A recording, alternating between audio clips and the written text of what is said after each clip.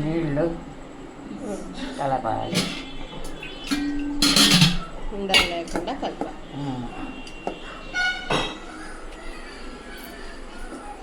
ఈజీగా లేదన్నమాట.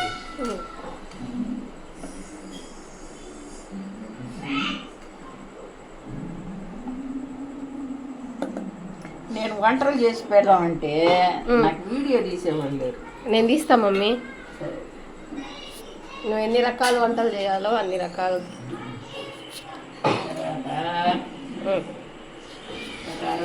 ఉప్పు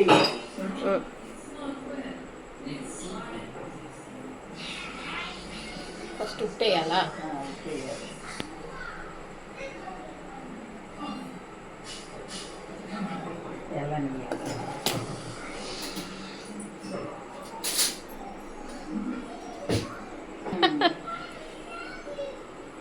మీరు చిన్నప్పుడు రాగి జావ తినేదా? మాకు ఇప్పుడు చేసేదిలే మా అమ్మ. ఎప్పుడన్నా ప్రభావతి వాళ్ళ అమ్మోళ్ళు వెంకటాద్రిపాడు నుంచి తెచ్చుకునేవాళ్ళు. తెచ్చుకొని వాళ్ళు చేసేది చేసుకొని మా ఇంట్లో అంత అన్నం ఎత్తుకు నూకలు పెట్టేది మా అమ్మ. వాళ్ళకి అదే అన్నంకి అడుగులు అంటారు వాటిని. ఆమె నూకలు పెడితే మాకు ముద్ద తెచ్చిచ్చేవాళ్ళు. ముద్ద తినేవాళ్ళు. అదే రాగి అదే తినేది. ఏం రాగులు ఉండేది కాదు మీ ఊర్లో? మాకు పండేదిలే. మా నాయన ఏం చేశాడంటే, ఇప్పుడు లేదు చేలు ఉన్నాయి, దెబ్బ ఉండేది. ఆ దెబ్బ మీద నువ్వులు రాగులు చల్లేవాడు. చల్లితే విపరీతంగా బస్తా రాగులు వచ్చేసేది, ఒక బస్తా నువ్వులు వచ్చేది. మా అమ్మ రోజు నువ్వులు వేయించేది, కొబ్బరి బెల్లం వేసి దంచేది. తలా ఇంత ముద్ద బలం తినేది. మేము 2 3 ముద్దలు తినేసేది.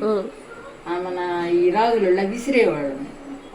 అన్నము పండగ నెలిస్తే అన్నం సాయేదిలే, మాకు బియ్యం ఉండేదిలే. అట్టలు తీస్తే కొనుక్కొచ్చేవాళ్ళు బియ్యం. అది ఎంతమంది కానీ ఎన్ని బియ్యం అని వస్తాయా, అందుకని ఈ రాగులు ఉంటాయి కదా విసిరేవాళ్ళు. విసిరి ఏమన్నా సంగడి చేసేదాన్ని. దాంట్లో పప్పు చారు పోసుకొని తింటే ఉండేది. గుంట చేసేద్దండి, గుంట నిండా పప్పు చారు పోసుకొని తింటే అమృతమేది. తిన్నాం అన్నీ. వాళ్ళు సజ్జలు తెచ్చేవాళ్ళు వెంకటాద్రిపాళెం నుంచి. ఆ సజ్జలు కుడువులు చేసేవాళ్ళు.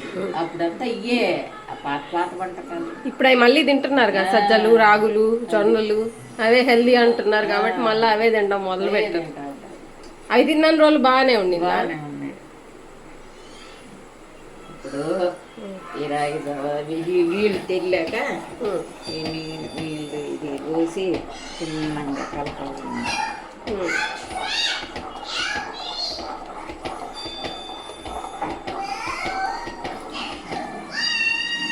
పలసంగా ఉంటాయి రాగి జావ, గట్టిగా ఉంటే రాగి ముద్ద అంతే. నీళ్ళల్లో కలిపితే కొంచెం గడ్డలు కట్టకుండా ఉంటది. అందుకు డైరెక్ట్ గా పౌడర్ వేసేస్తే గుంటలు కట్టాలి. అలవాటైన వాళ్ళు చేస్తారు. అది బాగా పెద్ద పెద్ద అండాల్లో వేసి మనకు చేస్తారు. చేసేవాళ్ళే చేయాలి. ఈ రాళ్ళు పీట పెడతారు. ఆ పీటను కాలుతో తొక్కి పెట్టి అంటా ఉంటారు. అవును, కొందరు 2 కర్రలతో వేస్తారు. చూడండి స్మూత్ షైనీ వచ్చేసింది.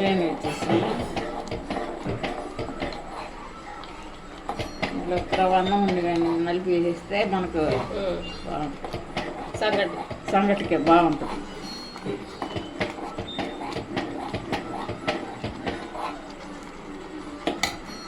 ఒక 2 నిమిషాలు తిప్పితే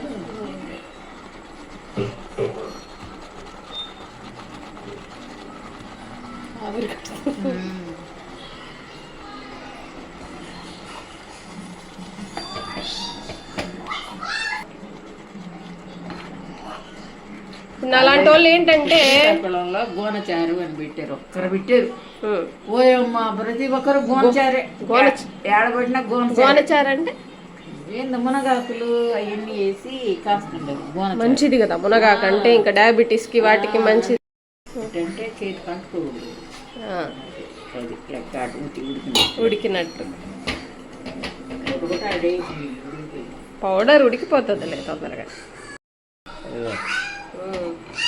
గట్టి పడిపోద్ది ఇది. అవును, తొందరగా గట్టి పడుతుంది. కూర వేసుకొని వంకాయ కూర అప్పుడు చూపిస్తా, అప్పుడు తీస్తా.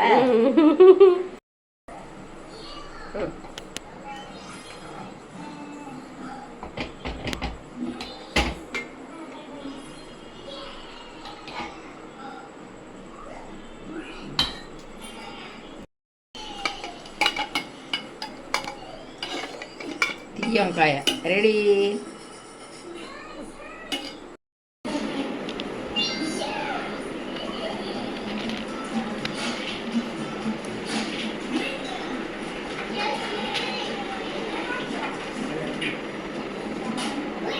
ఇంకా సాల్ట్ ఏమి వేయలేదు దానిలో, కూరలో సాల్టేనా?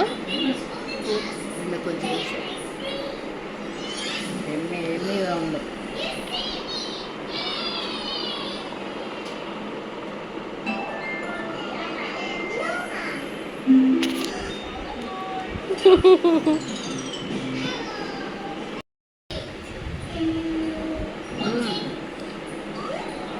Yummy.